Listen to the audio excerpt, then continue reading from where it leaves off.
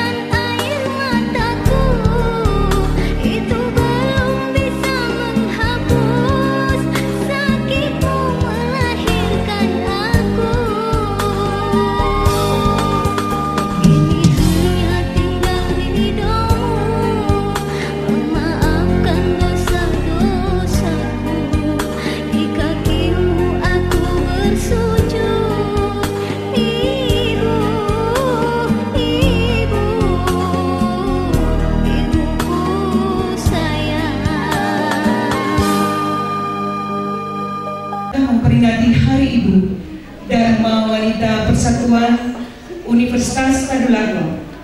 Marilah kita bersama-sama menaikkan puji dan syukur kita kehadirat Allah Subhanahu wa Ta'ala, Tuhan yang Maha Esa, atas rahmat dan kasih sayangnya yang senantiasa kita nikmati. Teristimewa nikmat kesehatan dan kesempatan sehingga pagi hari ini kita masih diperkenankan untuk bertemu di tempat ini. Selanjutnya kita akan menyanyi lagu Indonesia Raya.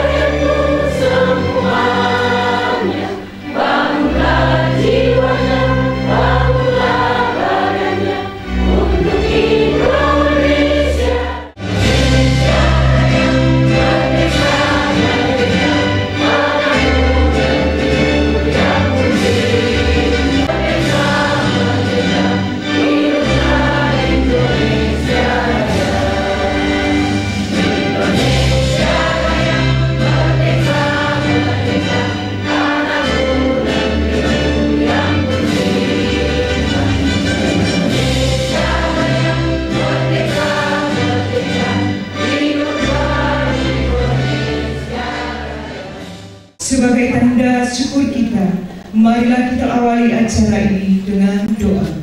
Assalamualaikum warahmatullahi wabarakatuh. Bapak-bapak, ibu-ibu, untuk memohon ridho Allah Subhanahu wa Ta'ala, marilah kita sama-sama mengkhusyukkan hati seraya berdoa bersama-sama sesuai dengan keyakinan kita masing-masing. Dan doa ini saya pandu berdasarkan keyakinan yang saya anut, yaitu agama Islam. Bismillahirrahmanirrahim. Alhamdulillahirabbil alamin. Wassalatu wassalamu ala asrofil anbiya'i wal mursalin wa ala alihi wa ashabihi ajmain. Susutnya dosa-dosa orang tua kami dan bertambahnya pahala kebaikan orang tua kami dengan berkenan-Mu ya Allah. Hanya Engkaulah yang berhak membalas kejahatan dengan kebaikan berlipat ganda. Ya Allah, ya Tuhan Maha Pengampun, ampunilah dosa kami, dosa kedua orang tua kami, dosa para pemimpin kami, dan dosa para guru kami. Kasihi dan lindungilah mereka dalam perlindungan terbaik-Mu. Tempat orang tua kami yang telah tiada di tempat yang mulia di sisi-Mu. Amin. Rabbana min azwajina wa zurriyyatina qurrata a'yun waj'alna lil muttaqina imama. Rabbana atina fid dunya hasanah wa fil akhirati hasanah wa qina adzabannar. Wa sallallahu ala sayyidina Muhammadin wa ala alihi wa sahbihi ajma'in. Biqadri subhana rabbika rabbil izzati amma yasifun. Wa salamun alal mursalin walhamdulillahi rabbil alamin. Laporan Ketua Panitia kepada Nyonya Jaka Sukda Salilekwa dengan hormat kami silakan. Assalamualaikum warahmatullahi wabarakatuh.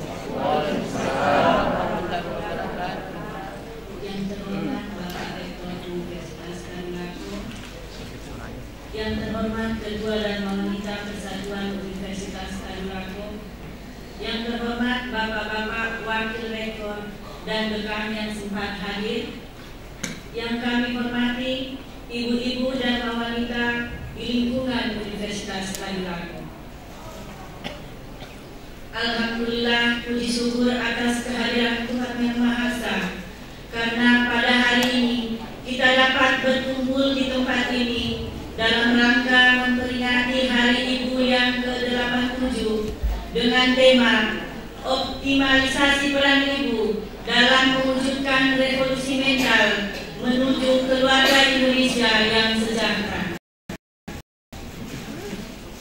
Salawat dan salam semoga tetap tercurahkan kepada junjungan kita Nabi besar Muhammad Sallallahu Alaihi Wasallam yang telah membawa kita dari zaman biadab ke zaman yang beradab.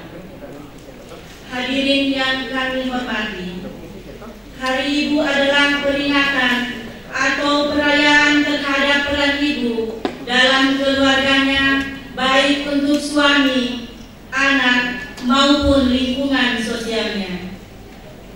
Hari Ibu termasuk hari besar nasional sesuai amanah dan keputusan Presiden nomor 316 tahun 1959 yang ditetapkan tanggal 22 Desember, sehingga bangsa Indonesia setiap tanggal 22 Desember selalu memperingati Hari Ibu.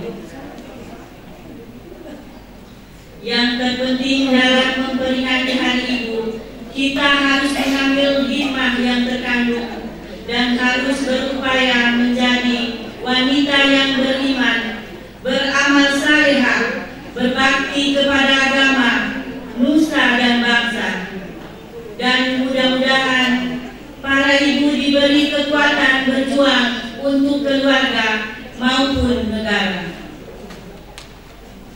Dalam revolusi mental ditegaskan bahwa karakter dan kesejahteraan bangsa dapat tercipta diawali dari lingkup masyarakat terkecil, yaitu keluarga. Karena dari keluarga awal karakter anak terbentuk. Inilah tugas dan peran orang tua berhasil tidaknya dalam membimbing anaknya, serta perilaku baik dan buruk karakter, semua tergantung dari keluarga.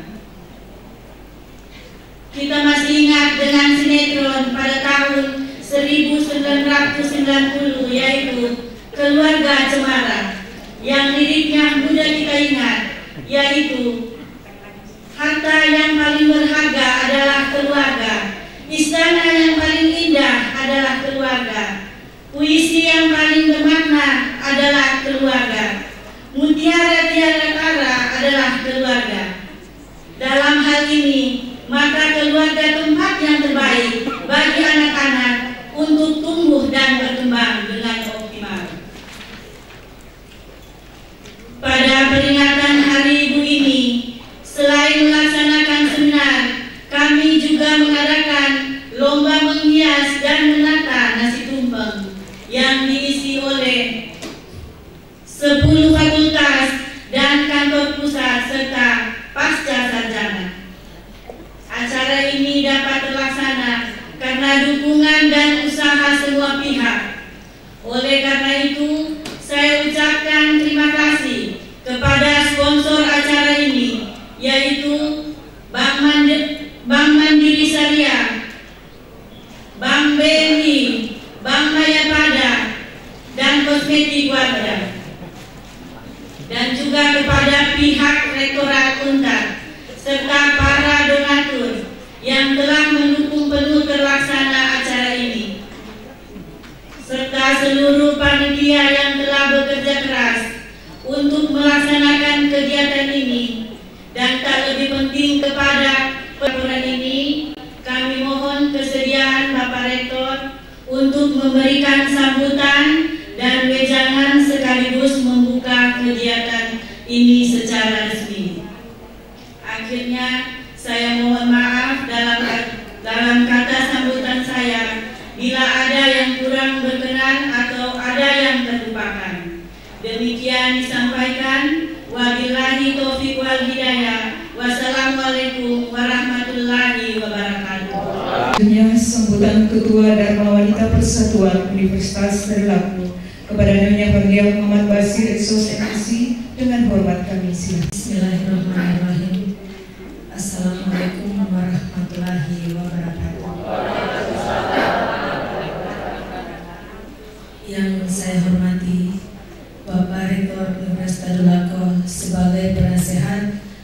Dharma Wanita Persatuan Universitas Tadulako. Yang saya hormati para wakil dekan dan ibu dekan yang sempat hadir pada hari ini. Yang saya hormati Bapak Ketua Dewan Pertimbangan Universitas Tadulako.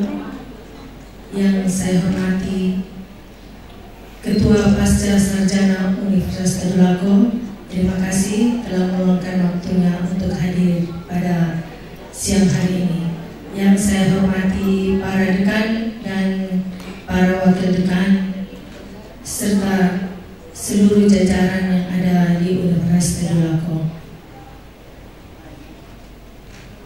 Yang saya hormati dan saya banggakan ibu-ibu ketua Dharma Wanita, unit kerja dari masing-masing fakultas, ibu-ibu pengurus Dharma Wanita Universitas Persatuan, dan terkhusus salam hangat buat ibu-ibu panitia yang telah berusaha mensukseskan kegiatan pada hari ini yang merupakan salah satu program kerja kita setiap tahunnya.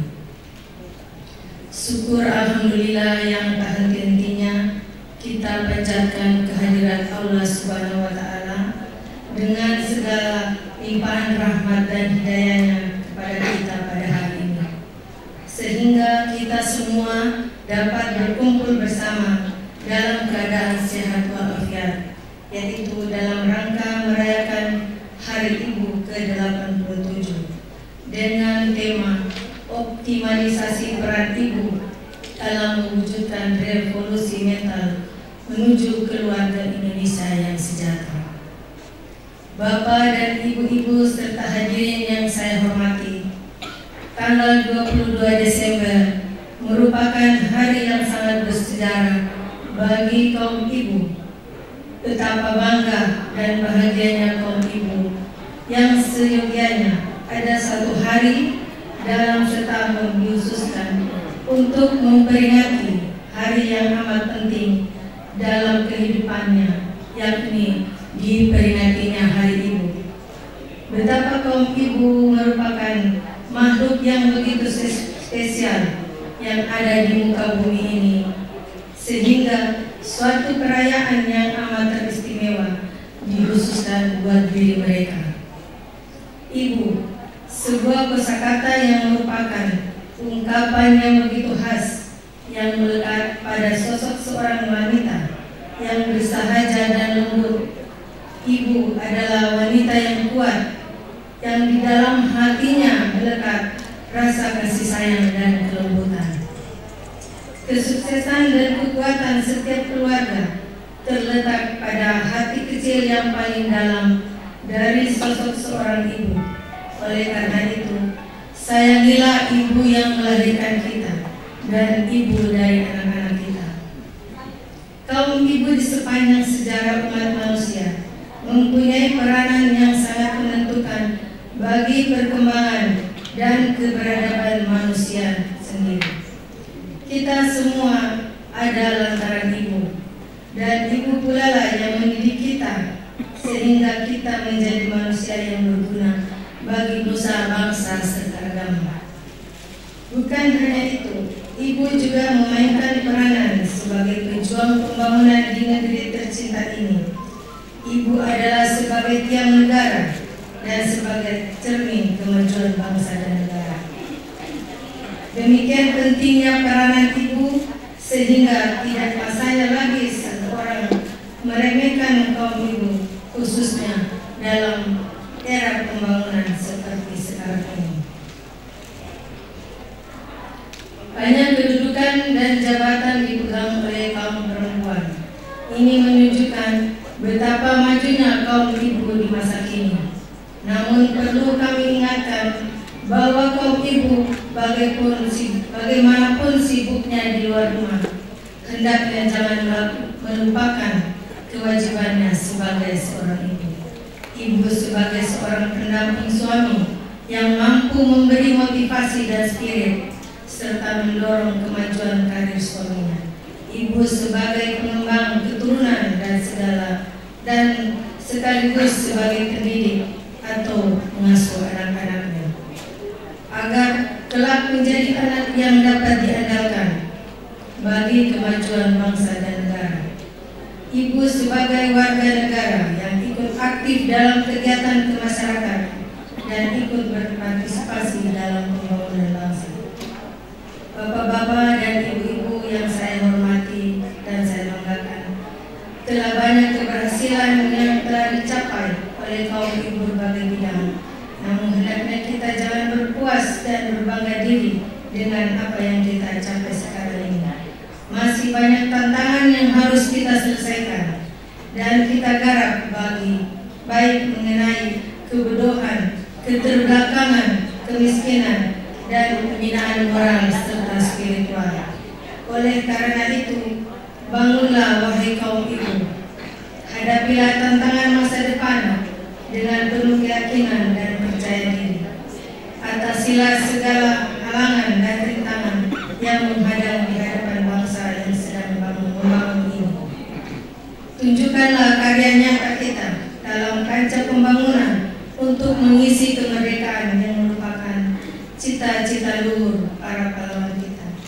Marilah kita kaum ibu bersama-sama dengan kaum lelaki menegakkan kemakmuran bersama demi negara, mewujudkan masyarakat adil dan makmur, material serta spiritual berdasarkan Pancasila dan Undang-Undang Dasar 1945. Bapak-bapak dan ibu-ibu serta hadirin yang saya hormati, demikianlah sambutan yang dapat saya sampaikan pada kesempatan berbahagia ini.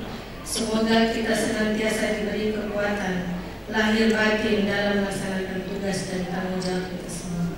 Akhir kata, tak lupa saya ucapkan banyak terima kasih atas kerjasama panitia yang sangat kuat dan kompak, terkhusus buat Ketua Panitia Peringatan Hari Ibu ini, yaitu Ibu Haja Kalsum Ghazali. Terima kasih banyak atas kerjasamanya dengan baik sehingga kegiatan kita ini dapat terlaksana dengan baik dan sukses. Mudah-mudahan apa yang dapat saya sampaikan bisa bermanfaat. Mohon maaf atas segala kehilafan dan kesalahan. Wabillahi taufiq wal hidayah. Wassalamualaikum warahmatullahi wabarakatuh. Bapak Ibu hadirin yang kami hormati, selanjutnya sambutan Rektor Universitas Tadulako sekaligus membuka acara seminar lomba menghias dan menata nasi tumpeng yang terhormat Bapak Profesor Dr. Insinyur Muhammad Basir SEMS dengan hormat. Bismillahirrahmanirrahim. Assalamualaikum warahmatullahi wabarakatuh. Selamat pagi, salam sejahtera bagi kita sekalian. Om Swastiastu. Yang saya hormati para wakil rektor, saya hormati Dewan Pertimbangan, Bapak-Bapak Dekan, Direktur Program Pasca Sarjana, para wakil dekan, wakil direktur yang sempat hadir, Tuan Lembaga. Yang saya hormati jajaran eselon 2, 3 dan 4 yang sempat hadir. Yang kami banggakan Ketua Dharma Wanita Persatuan dan seluruh pengurus Dharma Wanita Persatuan Universitas Tadulako. Yang saya hormati Ketua Panitia beserta seluruh jajarannya yang telah mempersiapkan acara ini dengan baik. Yang kami banggakan seluruh anggota Dharma Wanita Persatuan Universitas Tadulako, Bapak Ibu hadirin yang berbahagia. Alhamdulillah, puji syukur kita panjatkan kepada Allah Subhanahu wa Ta'ala. Di pagi yang cerah ini kita semua mesti diberi kesehatan, keafiatan sehingga bisa hadir dalam rangka memperingati Hari Ibu yang ke-87. Salam dan salawat kita kirimkan kepada junjungan Nabi besar Muhammad Sallallahu Alaihi Wasallam, para keluarga, sahabat, dan kita sekalian yang telah mendapatkan keteladanan dari beliau. Berbahagia sekali rasanya tidak henti-hentinya pihak Dharma Wanita terus menggelar aktivitas yang bermanfaat, bukan saja untuk anggota Dharma Wanita itu sendiri, tapi juga untuk keluarga besar Universitas Tadulako dan masyarakat pada umumnya. Tema yang diangkat juga sangat baik, yaitu revolusi mental, dan ini juga merupakan program nasional dari Pak Presiden dan Wakil Presiden, bahwa jika mau berubah maka harus mau berubah, karena perubahan akan datang pada orang-orang yang mau berubah. Jadi revolusi itu tanda petik, kalau di zaman lampau itu agak keras. Sebenarnya yang pas itu adalah proses yang sifatnya lebih gradual, tetapi revolusi artinya ada keinginan besar dari kita semua agar proses-proses percepatan dalam perubahan itu bisa kita lakukan dan hasilnya juga bisa diraih dalam waktu yang singkat. Berbicara tentang revolusi dan mental tentu dua terminologi yang saling bertautan. Tapi jujur kadang-kadang ini mudah diucapkan, tapi dalam implementasinya kadang-kadang kita menghadapi tantangan terbesar. Dan tantangan terbesar itu bukan dari siapa-siapa, tapi dalam diri kita sendiri. Itulah sebabnya kami juga karena melekat sebagai pembina atau penasehat, melekat pada jabatan rektor, tentu kita saling mengingatkan untuk senantiasa berbuat untuk universitas, keluarga, dan bangsa Indonesia. Tadi Ketua Panitia, Ketua Dharma Wanita juga sudah menyampaikan bahwa strategi keberadaan ibu itu sungguh sangat luar biasa. Kita hadir karena ibu, anak kita hadir karena ibu, dan generasi-generasi selanjutnya hadir juga karena peran ibu. Karena itu kami atas nama keluarga besar Universitas Tadulako, dari jajaran rektorat sampai ke program studi, ingin menyampaikan selamat kepada ibu-ibu atas peringatan Hari Ibu yang puncaknya mungkin besok tanggal 22 Desember tahun 2015 untuk yang ke-87. Peran ibu juga sungguh sangat terasa kalau kita lihat bahwa Universitas Tadulako ini partisipasi dari Dharma Wanita paling tidak dalam mendampingi suami untuk kepentingan tugas-tugas negara itu juga berjalan dengan baik. Dan kami tahu persis juga bahwa ibu-ibu Dharma Wanita dalam berbagai aktivitasnya, walaupun misalnya ingin melibatkan diri dalam berbagai aktivitas, tapi tetap mampu memberikan batas-batas yang mana wilayah yang bisa dimasuki dan yang mana tidak bisa dimasuki. Ini penting bagi kita semua, terutama ibu-ibu Dharma Wanita, agar tidak mencampur adukan antara tugas suami sebagai sosok yang diberi amanah dan suami sebagai pemimpin rumah tangga. Ini penting karena bagaimanapun juga keberhasilan seorang suami dalam mengemban tugas itu sangat ditentukan oleh istri. Tetapi bisa juga kegagalan suami bisa juga karena ada peran istri di belakangnya. Karena itu saya selalu minta, terutama ya istri saya selaku Dharma Wanita, khusus untuk gorden Tadulako yang perlu Anda komentari, warna, model, sudah ada yang mengurus gorden di Unpad ini. Karena itu hal-hal kecil ini penting. Karena itu akan menjadi buah bibir setelah saya berhenti jadi rektor. Karena saya sering mendengar itu istrinya Pak Dekan, istrinya Pak ini, biar gorden dia urus semua. Jadi saya kasih tahu, karena memang urus gorden. Dan alhamdulillah itu bisa dijalankan dengan baik. Sebab campur tangan seorang istri terlalu jauh ke dalam universitas itu akan menjadi perbincangan di setiap waktu dan di semua sudut. Saya bilang kalau mau ikut terlibat untuk nambah-nambah kas dan wanita, ya paling jauh konsumsi, bukan yang berdimensi proyek-proyek. Tapi kalau konsumsi barangkali memang sudah saatnya juga dan wanita diberi ruang untuk mendapatkan tambahan kas. Karena kalau tidak, suami juga yang jadi sasaran. Karena itu sekali lagi terima kasih untuk peran dan wanita yang telah memberikan bakti yang terbaik untuk Universitas Darul, terutama untuk keluarga dan dalam mendorong suami untuk menjalankan tugas-tugasnya dengan baik. Karena saya juga diminta memberikan beberapa pandangan, saya buka saja dulu seminar ini dengan mengucapkan Bismillahirrahmanirrahim. Seminar Hari Ibu yang mengangkat tema optimalisasi peran ibu dalam mewujudkan revolusi mental menuju keluarga Indonesia yang sejahtera dengan resmi saya nyatakan dibuka. Assalamualaikum warahmatullahi wabarakatuh. Ini tentu untuk diri saya, keluarga, dan kita semua. Mudah-mudahan ini bisa bermanfaat untuk keluarga besar Universitas Darul. Hias cara berdandan kalau malam dan di siang hari. Ini adalah lomba-lomba lain. Karena itu saya mau mulai dengan harapan untuk kita semua dan ibu-ibu. Nah, usia dan semangat kira-kira bisa kita itu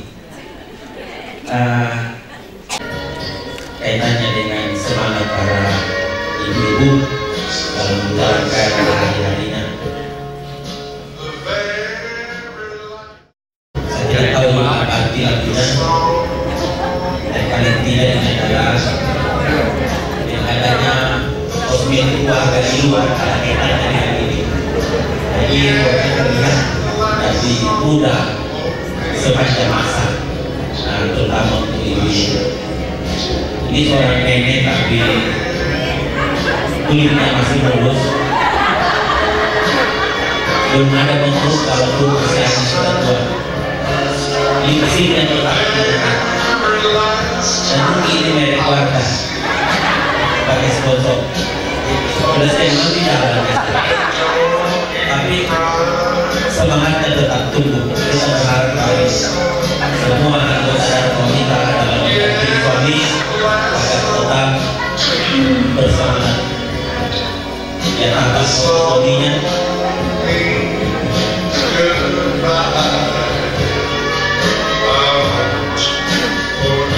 sudah setengah mati berdiri, tapi dandanannya tetap luar biasa.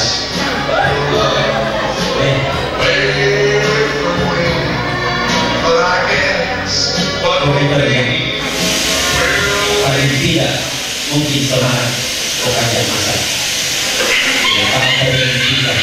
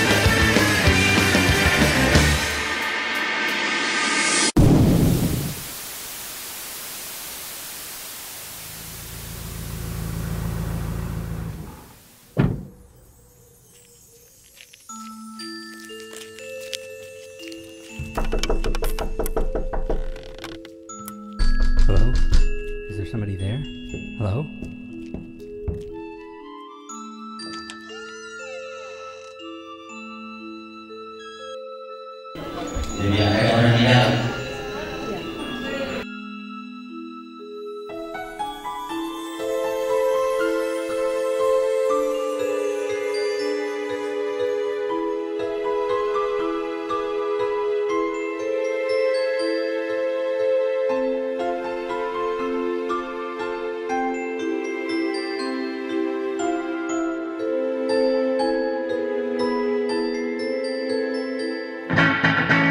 Ibu, terutama ibu, tetap bisa semangat. Judul ini saya ambil, saya katakan tidak ada kaitannya dengan dimensi medikal estetik, karena kalau itu urusan dokter. Jadi saya sebelah sini dari perspektif sosial kultural, bahwa ada dua kata kunci.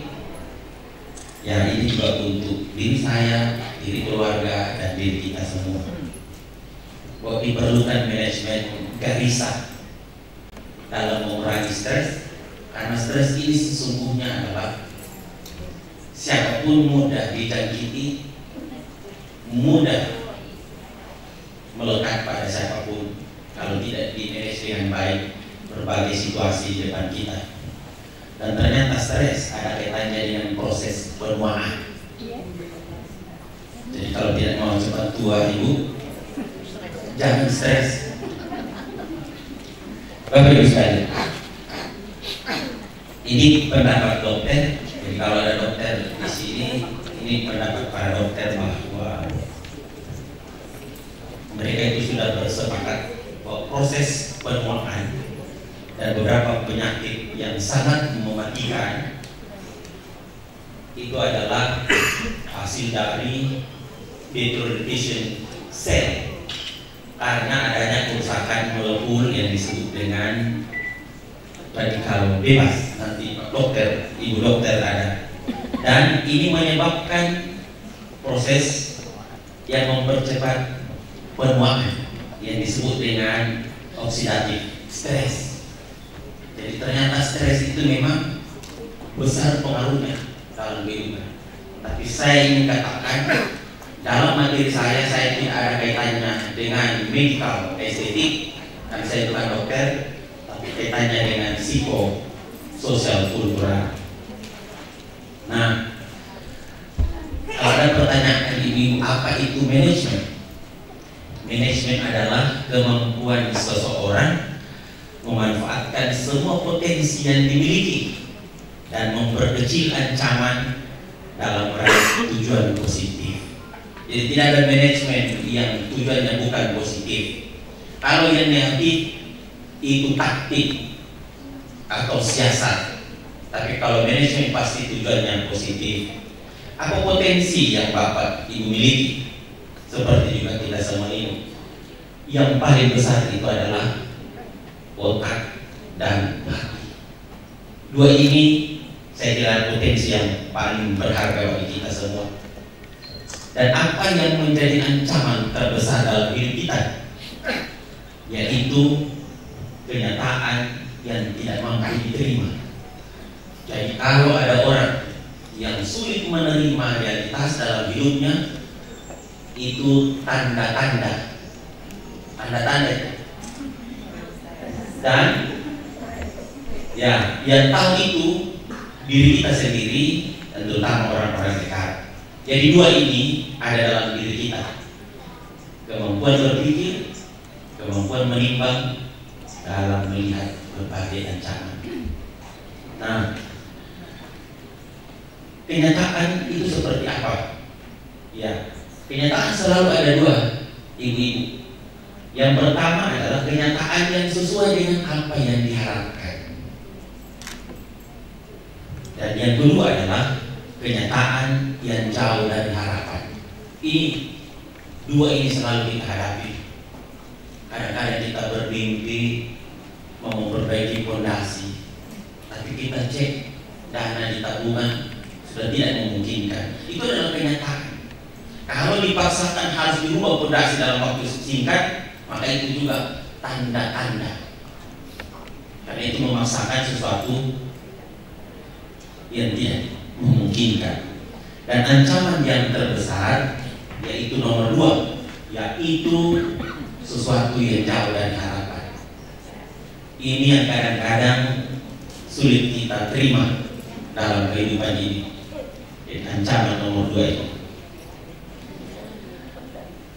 Lalu inilah yang menghasilkan garisan, galau, risau, dan susah. Itu garisan. Jadi kalau ada seseorang yang kelihatannya setiap hari galau, risau, susah, panggil saja Mbak Garisa. Nggak ada memang, tapi kontennya berbagus. Ini adalah sesuatu yang sulit dihindarkan, Bapak Ibu sekalian. Sulit dihindarkan, terutama ini. Terutama yang nomor 2 tadi.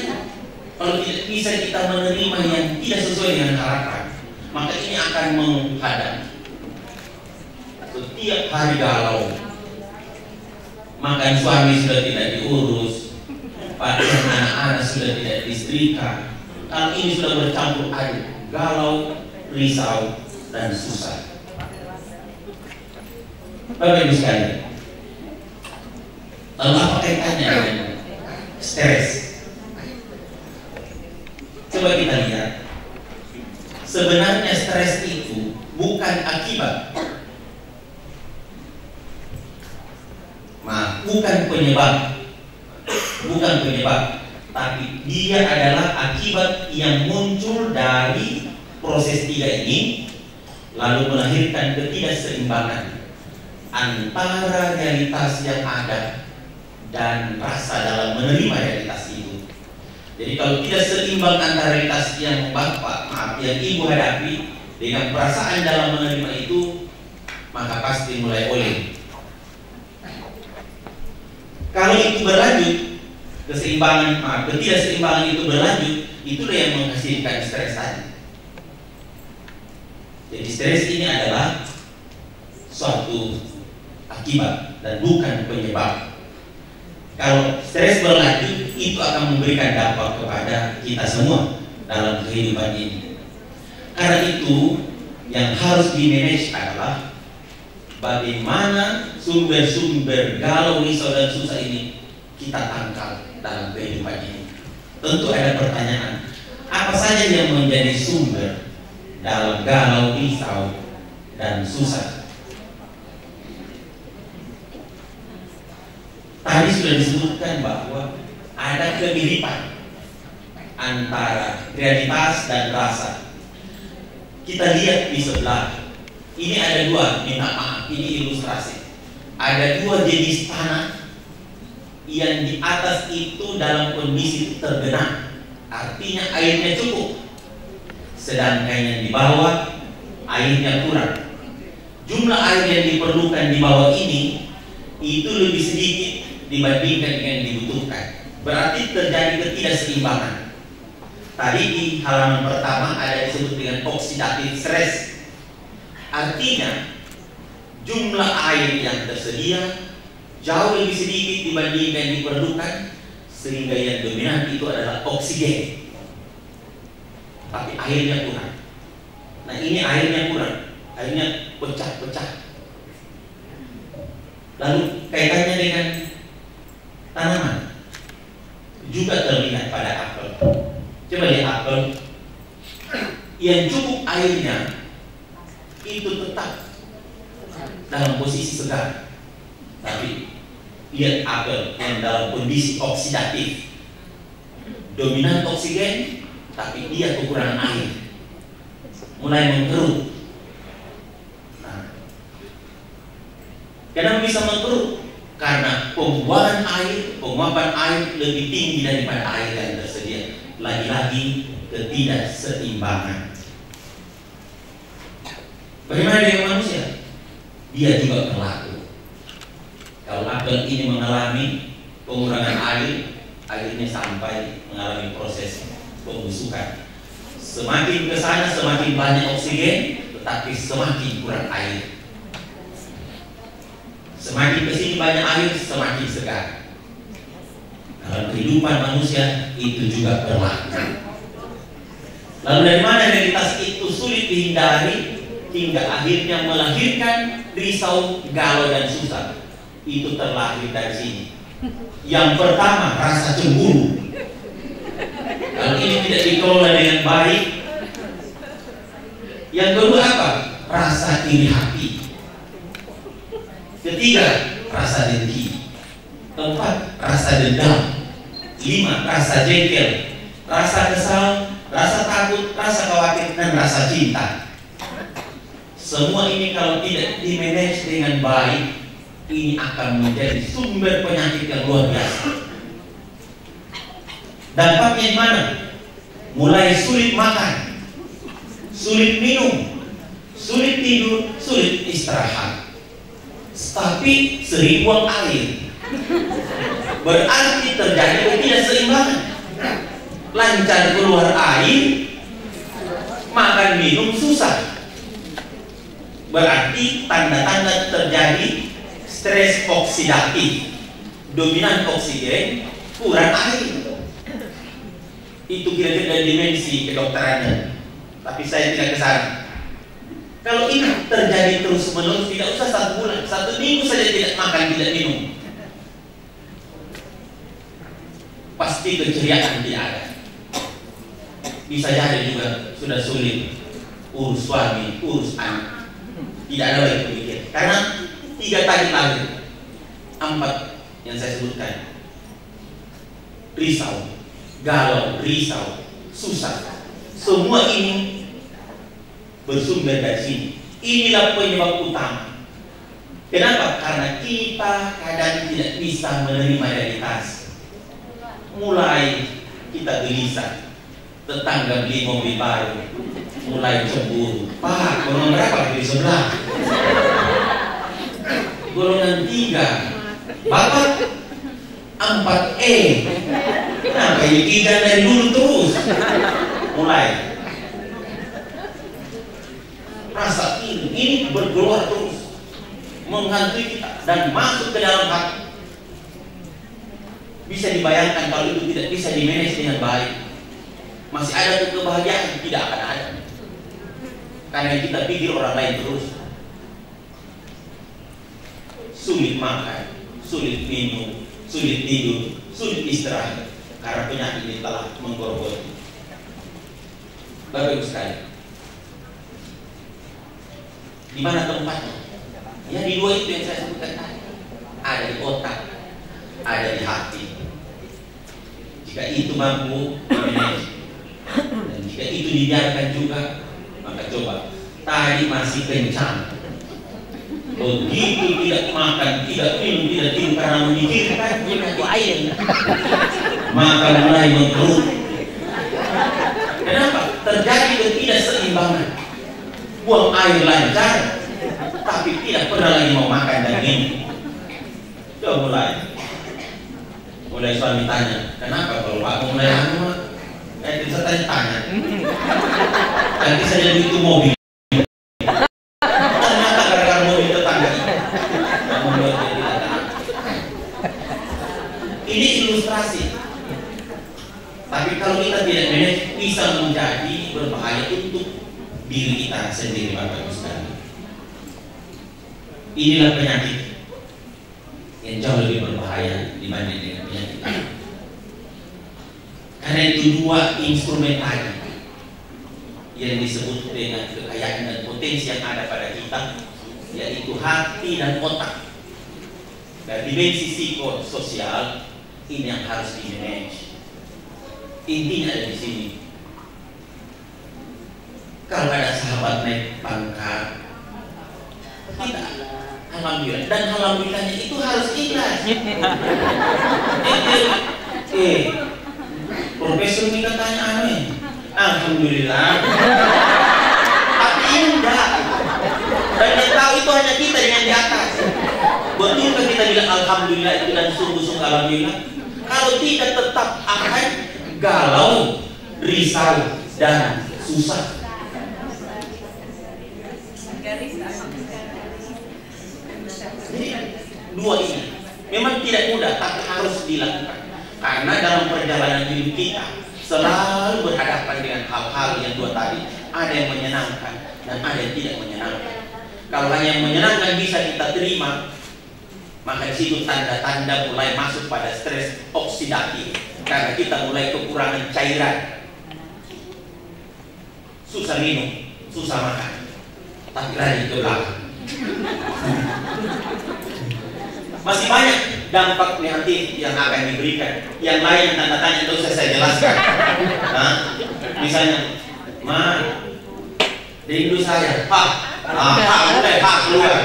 Berarti ada hal-hal lain juga dipengaruhi, bukan cuma otak dan hati, tapi bagian bawah juga.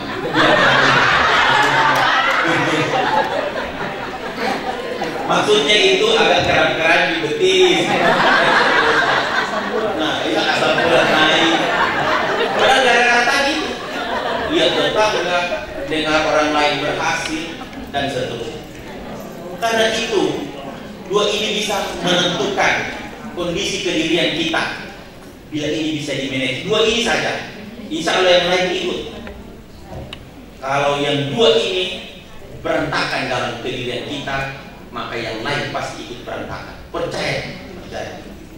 Kami bicara karena juga sudah sering mengalami, terutama ketika kami menjadi rektor. Jadi rektor itu kelihatan kayak bagus, tapi itu tekanan, cobaan dari kiri kanan itu bertubi-tubi.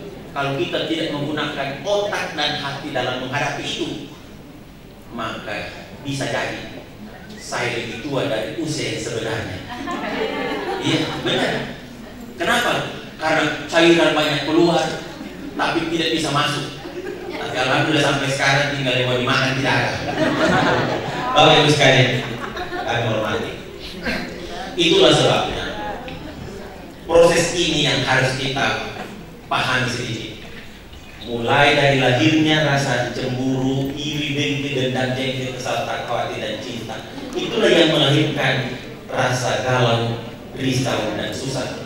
Kali itu harus tahu, saya tanya, ini penyebabnya.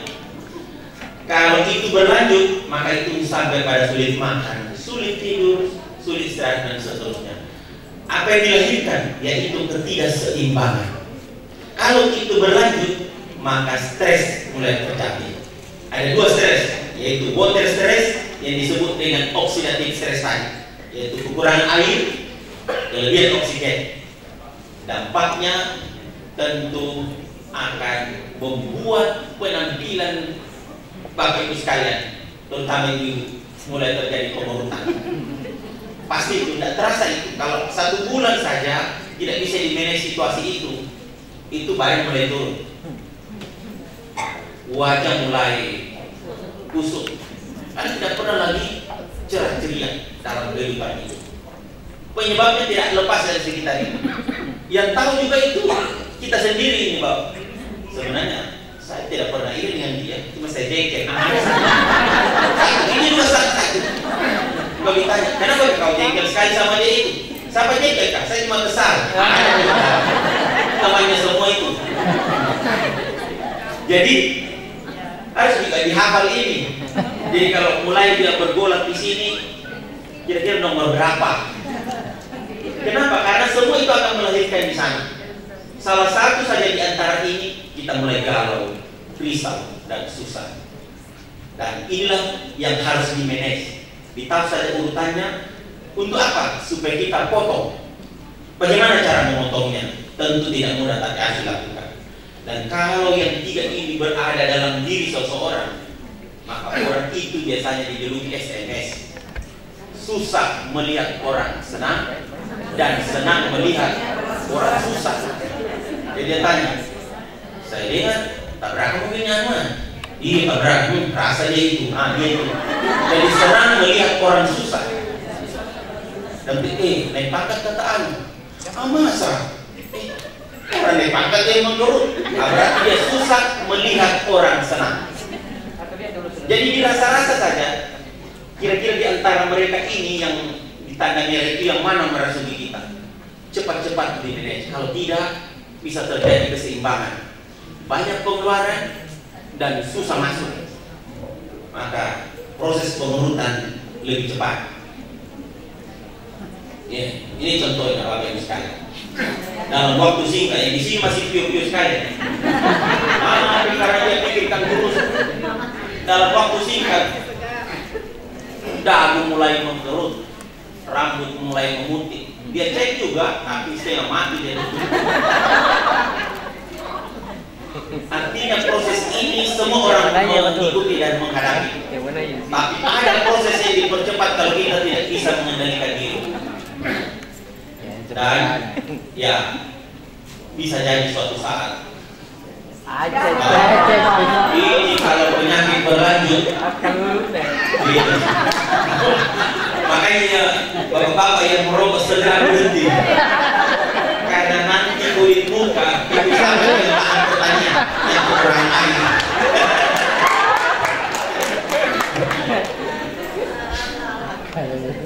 Jadi semua yang letak-letak itu kan kurang air.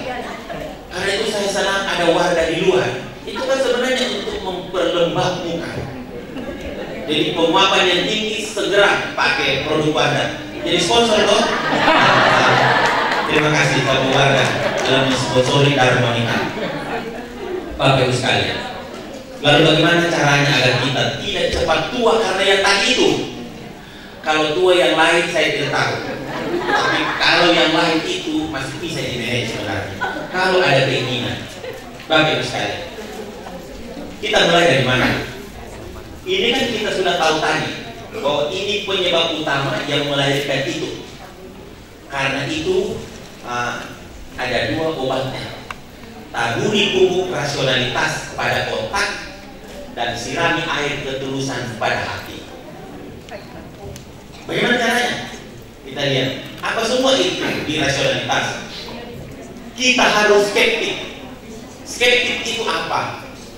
Kalau menerima informasi, jangan cepat diterima, tanya dulu faktanya. Ini kan kita tidak. Begitu sampai di depan warung, kalau sudah tahu, saya sudah tahu itu tutup Pak, belum disentuh, belum keluar itu baru itu, kalau sudah tahu, dia sudah sambung 6 orang lain. Padahal bukan itu yang dimaksud. Itu penyakit yang luar biasa. Itu harus skeptik. Jadi kalau ada informasi, jangan cepat percaya. Cari faktanya. Cari faktanya. Kalau ada informasi disertai fakta, masih perlu analitik. Timbang-timbang, siapa tahu itu fakta-fakta palsu. Bisa jadi fakta palsu. Kalau faktanya juga sudah ada, dilakukan penajaman dan pendalaman, itu disebut kritik. Betulkah ini, betulkah ini, betulkah ini? Kita akan lebih mudah menerima kalau hal-hal yang tidak baik untuk saudara-saudara kita dibandingkan dengan yang positif. Kalau mohon maaf, kalau ibu-ibu terutama, termasuk istri saya, kalau menerima informasi soal kekurangan orang lain dan hati itu langsung gembira, itu ciri-ciri bahwa sudah masuk virus yang disebutkan tadi. Yang tahu itu cuma kita, bukan orang lain. Orang lain bisa kita, astaga, masa kasihan. Tapi di sini, dari dulu saya paham itu. Yang tahu itu kita, bukan orang lain. Nah, oleh karena itu, ini penting dan memang diperlukan kesabaran, terutama yang suaminya ada jabatan, dari rektor sampai ketua prodi, ketua lembaga, sekretaris lembaga, ketua pusat studi, semua guru besar, dosen senior, semua itu adalah amanah. Itu diperlukan kesabaran yang tinggi. Dan kalau sudah bicara sabar, tidak boleh ada batasnya. Jadi tidak boleh sabar Bu. Dia jawab, sabar itu ada batasnya, kasihan. Berarti tidak sabar loh. Tidak boleh ada batasnya kalau sabar. Berikutnya, ya tentu kita harus ambil yang menjadi haknya kita. Jadi kalau ada honor, tidak apa-apa ditagih, mana honorku? Tapi yang tidak honor jangan ditagih. sudah diberikan honornya, masih tanya lagi, yang lain kan? Kalau yang lain itu buat negara tak boleh diambil. Kalau diambil hari ini tidak ketahuan, besok insya Allah.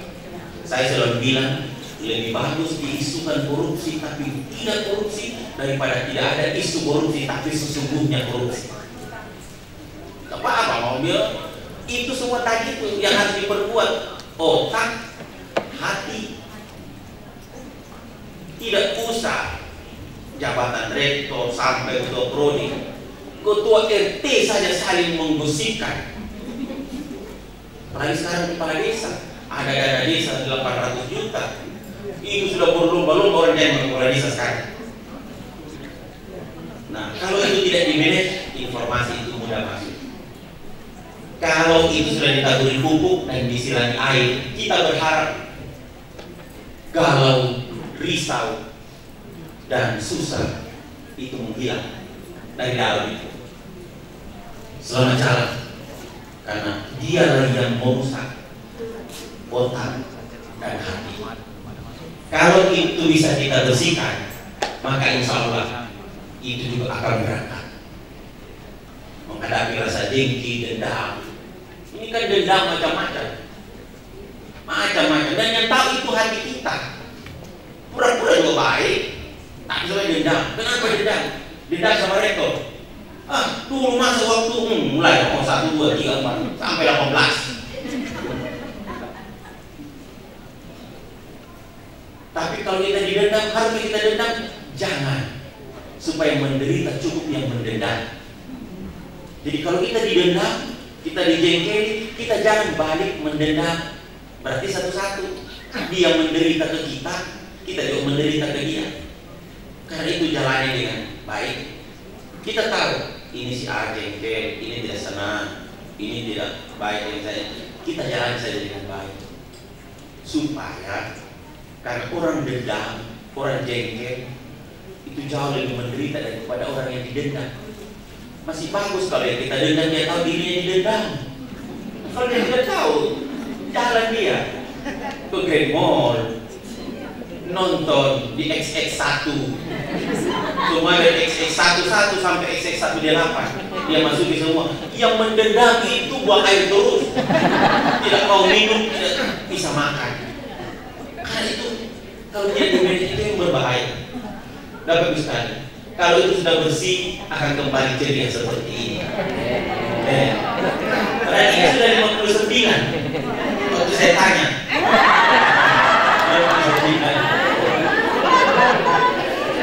Saya tanya, kenapa bisa sampai begini? Dia bilang semua sudah saya bersihkan. Mulai dari otak sampai hati saya. Iri, dendam, dengki, hilang semua. Dan sekarang sudah enak makan dan minum. Dan lebih banyak saya minum daripada saya buang. Berarti sudah terjadi keseimbangan. Tidak lagi stres, oksidatif. Bapak Ibu sekalian. Tidak ada yang mengukur. Ini produk Wardah ini. Bapak Ibu sekalian, kalau itu terjadi, maka ini akan melahirkan pribadi-pribadi yang rendah hati, selalu jaga keseimbangan, terhindar dari stres, dan juga penuaan diri dapat diperlambat. Kalau kita laki-laki mau tua cepat, tua dini juga urusan. Tapi perempuan ini kasihan. Makanya saya kasih tahu ini intinya. Dan dua ini adalah kuncinya. Yaitu pupuk rasional dan air ketulusan. Nah ini coba yang menurut ini. Tanya Pak, kapan jadi bos? Suaminya yang mau jadi bos, dia yang mengkerut. Suaminya juga arif. Jangan cemberut mak soal yang begitu. Entar pilih wajah mama cepat keribut karena risau. Kalau risau dan susah. Nah, ini adalah pesan moral dari Morgan. Ini pemain film. Pesan pertama itu perhatikan pikiran Anda. Pikiran itu akan menjadi kata-kata Anda. Perhatikan kata-kata Anda. Kata-kata itu akan menjadi tindakan Anda. Perhatikan tindakan Anda, tindakan itu akan menjadi kebiasaan Anda. Perhatikan kebiasaan Anda, kebiasaan itu akan menjadi karakter Anda. Perhatikan karakter Anda, karena karakter itu akan menentukan nasib Anda. Kenapa bisa? Karena Allah juga sudah mengatakan nasib suatu kaum tidak akan berubah kalau bukan dia yang merubahnya. Karena itu kita diingatkan oleh ini. Dari mana nasib berubah? Dari tadi itu. Kalau pikiran kacau, kata-kata tidak karu-karuan, tindakan terus menyakitkan, nasib juga sulit berubah. Bapak Ibu sekalian, dilanjutkan oleh Scott, orang yang selalu berlatih mengendalikan diri akan tampak sehat dan bugar. Sebab tubuh kita merupakan perpanjangan tangan dari pikiran dan hati kita. Jadi kalau otak ini kacau, hati terus galau, ya tunggu-tunggu pasti tidak sehat dan sulit untuk bugar. Yang kedua, di saat pikiran mulai rusak, maka kehidupan anggota badan juga akan terikut rusak. Kenali keterbatasan yang kita miliki. Jangan mengambil lebih dan jangan ingin meraih dari apa yang selayaknya Anda dapatkan. Mengetahui dan menyadari keterbatasan justru akan membantu menjaga diri sendiri. Memaksakan yang memang melampaui keterbatasan akan berujung pada keluh kesah, bahkan memberontak dan cenderung menyalahkan orang lain. Nah, kadang-kadang kita alami seperti itu. Isilah sisi hidup ini dengan cinta dan tawa, bukan murung, putus asa, bahkan menjalani hidup di luar putaran kehidupan yang sewajarnya, hingga tampaklah gelisah, gelisah, dan susah. Saya kira ini obat untuk kuatkan hati, untuk bisa memperlambat proses penuaan dini. Mohon maaf kalau ada hal-hal yang kurang berkenan. Billahi taufiq wal hidayah. Assalamualaikum warahmatullahi wabarakatuh.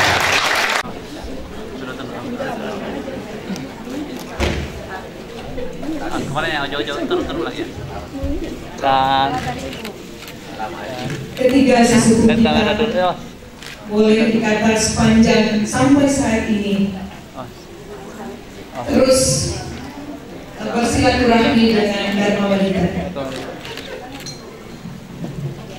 Sepertinya manajemen Garisah bagi ketiga sesepuh terbukti karena sampai saat ini masih usia boleh tua tetapi jiwa tetap muda dan semangat terus.